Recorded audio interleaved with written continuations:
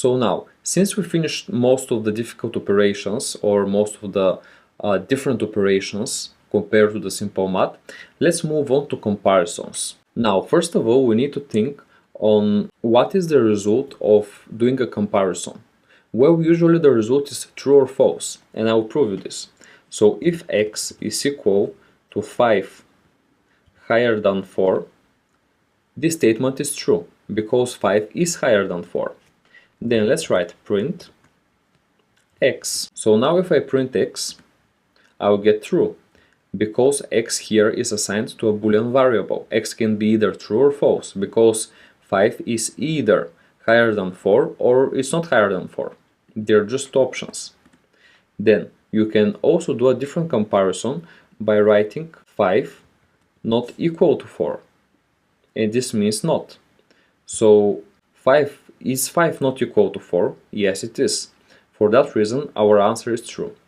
For example, if I do, so this is the comparison operator for equal. It is different than a single equal sign, as you can see. And yes, we can actually write the statement like that here. So here we're checking that if 5 is equal to 4. So as we know, this is obviously not equal. And for that reason, we're going to get false here because false is assigned to the variable of x. Now, in Python, as in the other programming languages, there are logical operations, okay? And as in C++ and in Java, usually the logical operations are performed by symbols. For example, this symbol is the symbol for AND, and usually OR is denoted like this. But in Python we don't have that. We don't recognize the symbols. Instead, for simplicity and just our code to make sense to us, we simply use the word OR for OR statement, and we use the word AND for AND statement. And I will show you how this works. So let's write that, for example, our rent is equal to $550. Okay? Then what we would like to do is we want to print rent higher than 50 or rent smaller than 100. So let's think a little bit about it.